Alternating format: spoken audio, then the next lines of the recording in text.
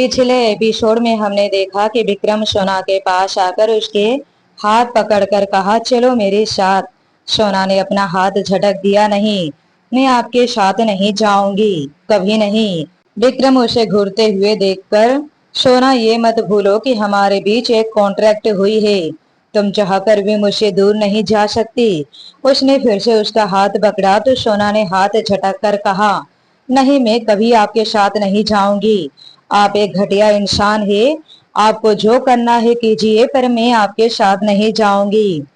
सोना ने बेहद नफरत से उसे देखते हुए कहा। विक्रम दांत पीसते हुए पूछा, आखिरी बार पूछ रहा हूँ, तुम आ रही हो या नहीं? सोना ने अपना सिर ना में हिलाते हुए कहा, कभी नहीं। विक्रम ने एकदम से उसे अपने कंधे पर उठाया और बाहर ले जाने लगा। सोना उसके कंधे पर मुक्कों की बरसात कर रही थी। छोड़िए मुझे, मुझे आपके साथ नहीं आना। लेकिन विक्रम पर उसके मुक्कों का कोई असर ही नहीं हो रहा था। कार्तिक और रघुवीर भी उसे रोक नहीं सकते थे, क्योंकि उसके पीछे उसके कई बॉडीगार्ड्स बंदूक के साथ खड़े थे। विक्रम उसे उठाकर कार तक ले गया, डोर खोलकर पिछले सीट में धकेल दिया और खुद उसके साथ बैठ गया। ड्राइवर ने गाड़ी स्टार्ट किया, गाड़ी आगे बढ़ गई। उनके पीछे एक और कार आ रही थी, जिसमें सब बॉडीगार्ड्स बैठे हुए थे। सोना कितने ही बार कार से छलांग लगाने की कोशिश की, लेकिन विक्रम की मजबूत पकड़ उस पर बनी हुई थी। विक्रम उसे कसकर अपनी गोद में पकड़ा हुआ था। सोना लगातार उसके सीने पर मुक्के मारते हुए चिल्ला रही थी, छोड़ो मुझे, मुझे नहीं जाना आपके साथ, छोड़ दो मुझे। विक्रम एक टक उसे ही देख रहा था। उसके मुक्कों का या उसके आंसुओं का उस पर कोई असर नहीं पड़ रहा था। कुछ ही देर में उसकी कार उसी विला के सामने रुकी। विक्रम उसे बाहों में उठाया, विला के अंदर सीधा अपने कमरे में ले गया। सोना उसके पकड़ से छूटने के लिए छटपटा रही थी, पर छूट नहीं पा रही थी। विक्रम उसे कमरे में ले जाकर बेड पर लगभग पटकते हुए बेहद सर्द आवाज में कहा, इनफ, अब मुझे एक भी आवाज सुनाई नहीं देना चाहिए, समझे तुम? तुम्हें अपनी खुशी से हो या जबरदस्ती से हो, पर रहना तो तुम्हें मेरे साथ ही है, वो भी जिंदगी भर। सुना तुमने? विक्रम ने खुद को उंगली पॉइंट करते हुए कहा। सोना ने अपने आंसू पोंछते हुए कहा, कभी नहीं, मुझे पता नहीं था कि आप इतने घटिया इंसान हैं।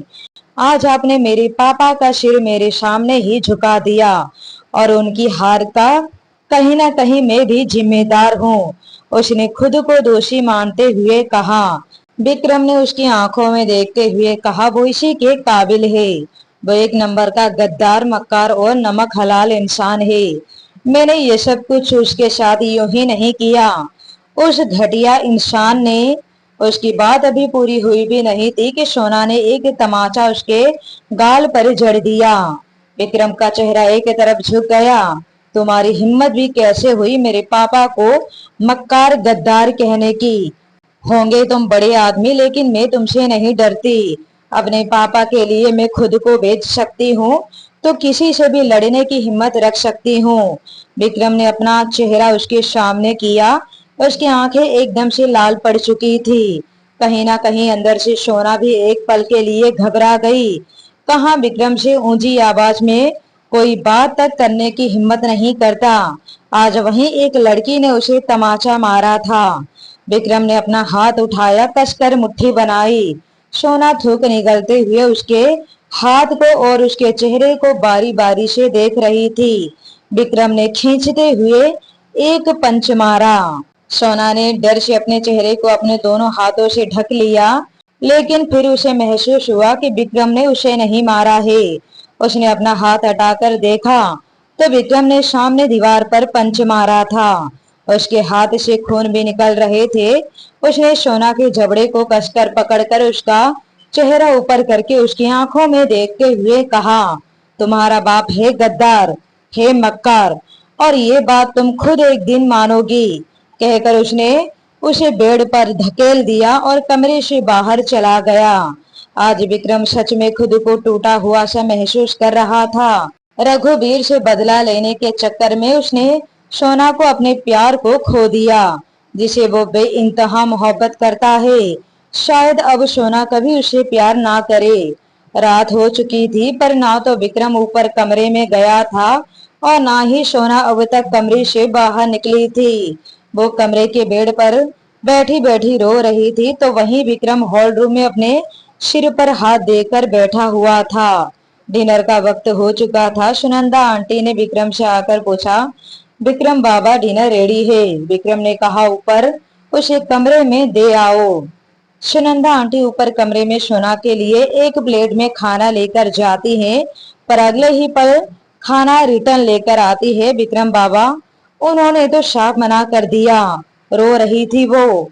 विक्रम ने एक गहरी सांस ली, उसके हाथों से प्लेट लिया और कहा, तुम जाओ। वो चली गई। विक्रम खाने की प्लेट लेकर कमरे में गया।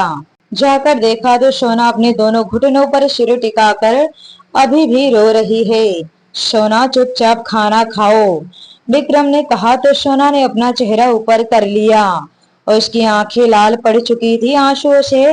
उसका भीगा हुआ चेहरा और उसकी लाल आंखें देखकर विक्रम के दिल में एक टीस सी उठती है। सोना ने बेहद नफरत से कहा, नहीं खाना मुझे ये खाना। खाना क्या, पानी तक नहीं पीऊंगी मैं तुम्हारे इस घर की, मर जाऊंगी। लेकिन विक्रम ने फौरन उसके मुंह पर हाथ देकर, बहुत बक रही हो तुम, बहुत गुस्सा दिला रही हो तुम, चुपचाप खाओ वरना वरना क्या क्या करोगे तुम? मार डालोगे मुझे? तो मार दो मुझे। उसने उसके हाथ को अपने गले पर रखते हुए कहा। विक्रम ने अपना हाथ फौरन खींच लिया, मार तो डालूंगा ही, लेकिन तुम्हें नहीं, तुम्हारे बाप को। ये सुनकर सोना शून्य पड़ गई। नहीं, तुम मेरे पापा को कोई नुकसान नहीं पहुंचाओगे। नहीं तो मैं। उसकी बात पूरी होती इससे पहले ही विक्रम ने कहा, कुछ नहीं करूंगा मैं, लो खाओ। कहकर वो प्लेट उसके सामने रखा बाहर चला गया। बाहर जाकर कुछ सिगरेट धुएं में उड़ाने के बाद कमरे में आया तो देखा खाना बेशे का बेशा ही पड़ा है। सोना सो चुकी है। विक्रम उसके पास आकर बोला, तुमने खाया नहीं? उसने उसे उठाने के लिए उस पर अपना हाथ रखा तो देखा उसका शरीर बुखार से तप रहा है। ये देखकर ही विक्रम एकदम से बेचैन हो गया। उसने जल्दी से अपने फैमिली डॉक्टर को कॉल किया और अपने प्राइवेट विला आने के लिए कहा। कुछ ही देर में डॉक्टर आता है, चेक करता है। विक्रम वहीं खड़ा था। उसने उतावले से पूछा, डॉक्टर क्या हुआ है मेरी वाइफ को? उसके मुंह से सोना के लिए वाइफ शब्द सुनकर डॉक्टर ने हैरानी से उसे देखते हुए कहा, mister Oberoi, is this your wife? Vikram को तो ध्यान भी नहीं था कि कब उसके मुंह से सोना के लिए वाइफ शब्द निकला। डॉक्टर अभी भी उसे हैरानी से देख रहा था। इतना बड़ा बिजनेसमैन और उसकी शादी का किसी को पता भी नहीं चला। विक्रम ने बात को बदलते हुए कहा, I mean what happened to my future wife? Doctor ने सिर झटकते हुए कहा, डोंट वरी मिस्टर ओबरॉय, घबराने जैसा कुछ भी नहीं है, हल्का सा बुखार है। अभी इंजेक्शन दे देता हूँ, एक आध घंटे में बुखार उतर जाएगा। उनके चेहरे को देखकर तो साफ पता चल रहा है कि ये काफी ज्यादा रोई है, इस वजह से भी बुखार हो सकता है। उन्हें खुश रखने की कोशिश कीजिए, बाकी तो कोई सीरियस मामला नहीं है। कहकर डॉक्टर ने इंजेक्शन दिया, कुछ दवाइयां दी और चला गया। विक्रम उसके सिरहाने बैठा उसके चेहरे को गौर से देखने लगा, उसके सिर को प्यार से सहलाने लगा। बुखार तो एक दो घंटे में ही उतर गया, लेकिन विक्रम वहीं रात भर उसके सिरहाने ही बैठा रहा। उसे खो देने का डर बार बार उसके दिल को बेचैन कर जाता था। सुबह हो गई। विक्रम उसके माथे को प्यार से चूमा और फ्रेश होने चला गया। थोड़ी देर के बाद वो मिरर के सामने ऑफिस जाने के लिए रेडी होता हुआ नजर आता है। उसने मुड़कर सोना की तरफ एक नजर किया। सोना अभी भी सो रही थी। विक्रम कमरे से बाहर चला गया। कुछ देर के बाद सोना की आंख खुली तो कमरे में कोई नहीं था। उसका सिर दर्द से फटा जा रहा था। उसने अपने सिर पर हाथ देकर वो उठकर बैठ गई। उसे कल रात विक्रम के कहे बात उसके जहन में फिर से ताजा हो गई। किस तरह विक्रम ने उसके पापा को गद्दार मक्कार कहा था, ये सब याद आते ही उसकी आंखें नम हो गई। वो उठी और वॉशरूम चली गई। थोड़ी देर के बाद वो रेडी होकर नीचे उतरी तो विक्रम उसे डाइनिंग टेबल पर नाश्ता लाकर रखते हुए नजर आता है। ये देखकर ही सोना के कदम रुक गए। विक्रम की नजर सोना पर गई। बेबी पिंक कलर की चूड़ीदार में हमेशा की तरह खुले बाल के साथ सोना नीचे उतर रही थी। बेहद प्यारी और खूबसूरत लग रही थी, बस चेहरे की मुस्कान गायब थी। विक्रम उसकी ओर कदम बढ़ाता है, उसके बालों में हाथ फंसाकर बेहद प्यार से बोला, आज मैंने खुद तुम्हारे लिए नाश्ता बनाया है। चलो, तुम्हें नाश्ता करके दवाइयां भी खानी है। मेरा कहीं जाना बहुत जरूरी है, इसलिए जा रहा हूँ। लेकिन तुम नाश्ता करके सीधा अपने कमरे में चली जाना। अपना दिमाग ज्यादा चलाने की कोशिश की या फिर अपने बाप के घर जाने की जुर्रत की तो तुम सोच भी नहीं सकती कि तुम्हारे सामने खड़ा ये इंसान इतना बुरा भी हो सकता है। उसने उसके गाल पर प्यार से अंगूठा फेरते हुए बेहद सर्द आवाज में बोला। सोना खामोशी से उसकी बातें सुन रही थी। ना तो उसने कोई रिएक्शन दिया, ना ही कोई जवाब। बस अपने खाली आंखों से विक्रम को ही देख रही थी। विक्रम ने सुनंदा आंटी को जवाब दिया तो वो किचन से जल्दी से बाहर आई। जी विक्रम बाबा। सोना का नाश्ता हो जाने के बाद उसे दवाइयां दे देना। तुम्हें पता तो है ना कैसे देना है? जी विक्रम बाबा। विक्रम ने फिर से सोना की ओर एक नजर किया और फिर चला गया। उसके जाने के बाद सुनंदा आंटी ने कहा, चलिए मैडम, नाश्ता कर लीजिए, फिर आपको दवाइयां भी तो लेनी है। नहीं खाना है मुझे कोई नाश्ता वास्ता। वो वापस अपने कमरे में गई, मोबाइल उठाई और बाहर की ओर जाने लगी। जैसे ही वो मेन गेट तक पहुंची, गार्ड ने उसे रोकते हुए कहा, सॉरी मैडम, पर आप बाहर नहीं जा सकते। बॉस ने आपको बाहर छोड़ने से मना किया है। अरे आप ऐसे कैसे मुझे जाने से रोक सकते हैं? मेरा बाहर कहीं जाना बहुत जरूरी है। उस गार्ड ने बेचारगी सा शक्ल बनाते हुए कहा, सॉरी मैडम, मैं कुछ नहीं कर सकता।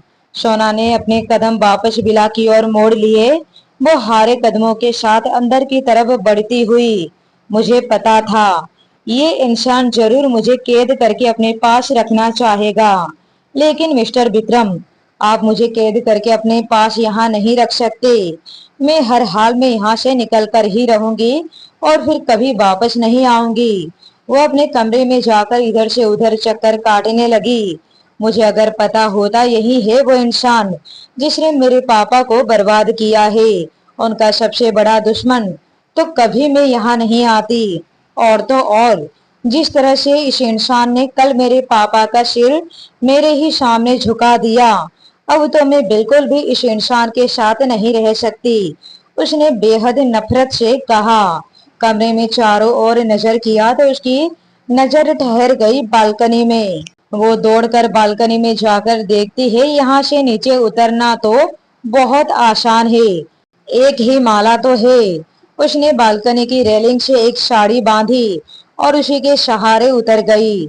नीचे उतरने के बाद उसने फिर वापस मुड़कर उस बिला की ओर देखा तक नहीं। इससे पहले कि वो पकड़ी जाए वो बेतहाशा भागने लगी। कुछ दूर जाकर किसी ने उसे देख तो नहीं लिया, कोई उसके पीछे आ तो नहीं रहा है। उसने दौड़ते हुए एक नजर पीछे की ओर किया ही था कि सामने से आ रही एक कार से टकरा गई। कार में एकदम से ब्रेक लगती है। पिछले सीट पर बैठी एक अधेड़ उम्र की औरत ने कहा, क्या हुआ ड्राइवर, गाड़ी क्यों रोक दी? मालकिन, सामने कोई लड़की टकरा कर गिर गई। उस औरत ने तुरंत अपने सीने पर हाथ रख लिया। क्या कहीं उसे कोई चोट तो नहीं आ गई? उसने झट से कार का दरवाजा खोला, आगे आकर देखा तो सच में एक लड़की बेहोश होकर गिरी पड़ी थी। ड्राइवर भी बाहर आकर उनके पीछे खड़ा हो गया। उस औरत ने ड्राइवर को देखकर डांटते हुए कहा, ये क्या किया तुमने नकुल? ध्यान कहाँ होता है तुम्हारा? तुम्हारी वजह से बेचारी लड़की को चोट आ गई। मालकिन, ये लड़की अचानक से ही सामने आ गई, अब क्या करे? उस औरत ने कहा, अब क्या करे से क्या मतलब? इसे घर ले जाना पड़ेगा, इसे होश आएगा तभी तो इसके घर वालों के पास छोड़ेंगे। ऐसे ही बीच सड़क पर छोड़कर तो नहीं जा सकते। एक काम करो, तुम अपना हाथ दो। ड्राइवर भी सोना को उठाने में औरत की मदद करता है।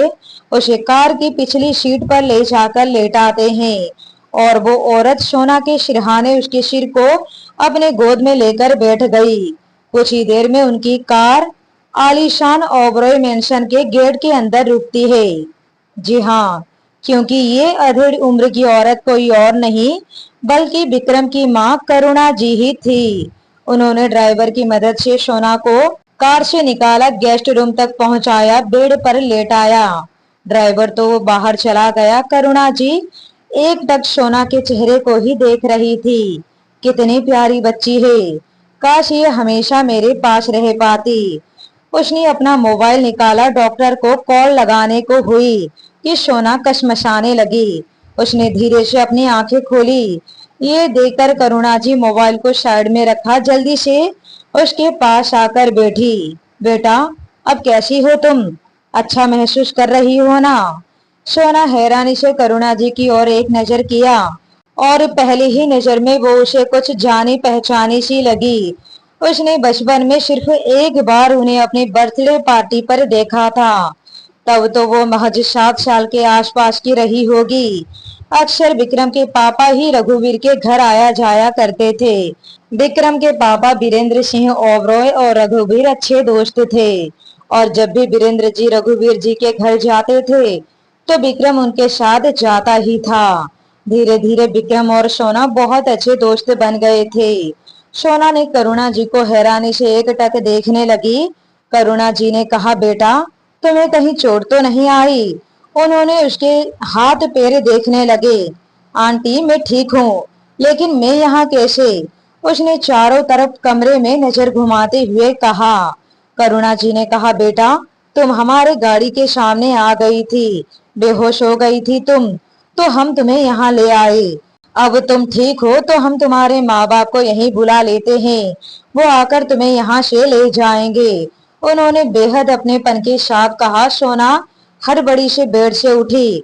उसने हड़बड़ी में अपना सिर ना में हिलाते हुए कहा, नहीं आंटी, मैं खुद जा सकती हूँ। इससे पहले कि उसे कुछ पता चले वो मुझ तक पहुंचे, मुझे अपने पापा के पास चले जाना चाहिए। कहकर वो जाने लगी तो करुणा जी तुरंत उसके सामने आकर खड़ी हो गई। रुको बेटा, क्या हुआ है बताओ मुझे, क्या कुछ गलत हुआ है तुम्हारे साथ? मेरा एक बेटा पुलिस में है, दूसरा बेटा बहुत बड़ा बिजनेसमैन है। मुझे बताओ, मैं तुम्हारी मदद करूंगी। क्या कोई परेशानी है तुम्हें? बताओ बेटा। उन्होंने सोना का हाथ पकड़ते हुए कहा। सोना ने हड़बड़ाते हुए कहा, ऐसी कोई बात नहीं है आंटी, कुछ परेशानी था पर अब तो मैं वहां से आजाद हो चुकी हूँ ना। मुझे अब किसी की मदद की जरूरत नहीं है। अब मुझे जाने की इजाजत दीजिए। वो उसका हाथ छुड़ाकर जाने लगी पर करुणा जी ने उसे फिर से रोकते हुए कहा, 1 मिनट, तुम आजाद हो चुकी हो का क्या मतलब है? क्या तुम कहीं कैद थी? अब तो तुम कहीं नहीं जा सकती। रुको, मेरा बेटा अभी आता ही होगा। सोना ने हैरानी से कहा, आपका बेटा? आपका बेटा क्यों? वो क्या है ना, तुम मेरे गाड़ी से टकराकर बेहोश हो गई थी तो मैं भी थोड़ा घबरा गई थी, इसलिए मैंने अपने बेटे को बुला लिया था, पर भगवान का शुक्र है कि तुम होश में आ गई। तभी सर्वेंट ने आकर कहा, मालकिन, छोटे मालिक आ गए। ये सुनकर करुणा जी ने सोना को देखते हुए कहा, लो, मेरा बेटा भी आ गया। अब तुम्हें जिससे भी परेशानी है बस उसका नाम बता देना, फिर देखना कैसे मेरा बेटा उसका बैंड बजाता है। उन्होंने सर्वेंट से कहा, उसे यहीं आने को कहो। बोलो, हम उसका यहाँ इंतजार कर रहे हैं। सर्वेंट चला जाता है। सोना ने अपने सिर पर हाथ दे दिया। वो मन ही मन, ये क्या हो रहा है मेरे साथ? अच्छी भली वहां से निकल तो गई थी पर अब मैं यहाँ कहाँ आकर फंस गई, और ये आंटी जी तो मेरी कोई बात भी सुनने को तैयार नहीं है। तभी विक्रम अंदर आता है। आते ही बिना सोना की ओर नजर किए अपनी माँ को देखते हुए, मॉम, क्या हुआ? आपने मुझे ऐसे अर्जेंटली घर क्यों बुलाया? आपको पता है मैं कितनी जरूरी मीटिंग छोड़कर आया हूँ। अचानक से विक्रम को अपने सामने देखकर सोना हैरानी से अपना सिर ना में हिलाते हुए धीरे से अपने आप से, नहीं, ये नहीं हो सकता। करुणा जी ने विक्रम को देखते हुए कहा, बेटा, मीटिंग वीटिंग छोड़ो और इस लड़की को देखो। उनका कहना था कि विक्रम ने उनके बाजू में खड़ी लड़की पर नजर किया तो उसकी आंखें हैरानी से बड़ी हो गई। करुणा जी ने आगे कहा, विक्रम तुम्हें पता है इस लड़की को किसी राक्षस ने कैद करके रखा था। ये बेचारी बड़ी मुश्किल से उसके चुंगल से भाग कर निकली है। विक्रम ने सोना पर एक नजर किया। सोना का गला सूखने लगा था। उसने हैरानी से अपना सिर नाव में हिलाते हुए करुणा जी की तरफ देखकर मन ही मन, क्या बोल रही है ये औरत और किसके सामने बोल रही है। एक तो मुझे फिर से उसी के सामने लाकर फंसा दिया जिससे बड़ी मुश्किल से भागी थी। अब अपने जुबान पर ब्रेक मार, नहीं तो ये सच में मुझे जिंदा निगल जाएगा। उसने घबराते हुए सामने नजर किया। विक्रम किसी दहकते हुए ज्वालामुखी की तरह लग रहा था। अगर वो अब तक फूटा नहीं था तो सिर्फ अपनी माँ की वजह से। वो अपने आंखों में बेहिसाब क्रोध लिए सोना को ही देख रहा था। सोना ने जल्दी से अपनी नजरें झुका ली। विक्रम ने अपनी माँ को देखते हुए पूछा, मॉम ये आपको कहाँ मिली? करुणा जी ने कहा, विक्रम यही तो है वो लड़की जो मेरी गाड़ी से टकराकर बेहोश हो गई थी। मैंने कहा था ना तुमसे फोन पर। उन्होंने सोना की तरफ देखकर कहा, बेटा अब तुम मेरे बेटे को बताओ कौन है वो दरिंदा जिसने तुम पर जुल्म किया है। सोना ने हकलाते हुए कहा, नहीं आंटी ऐसी कोई बात नहीं है, कुछ नहीं हुआ मेरे साथ। करुणा जी ने कहा, अरे तुम डरो मत, मैं हूँ तुम्हारे साथ। विक्रम आगे बढ़ा और अपनी माँ से कहा, मॉम आप रिलैक्स हो जाइए, आपने इस लड़की को मुझ तक पहुंचा दिया है, यही बड़ी बात है। आपका काम यही पूरा हो गया। अब मैं आगे देख लूंगा आगे क्या करना है। उसने जलती हुई निगाहों से सोना को देखकर दांत पीसते हुए कहा, अब आगे क्या होगा, क्या करेगा विक्रम सोना के साथ? आगे की कहानी को सुनने के लिए बने रहिए। मोहब्बत है सिर्फ तुमसे कहानी पर।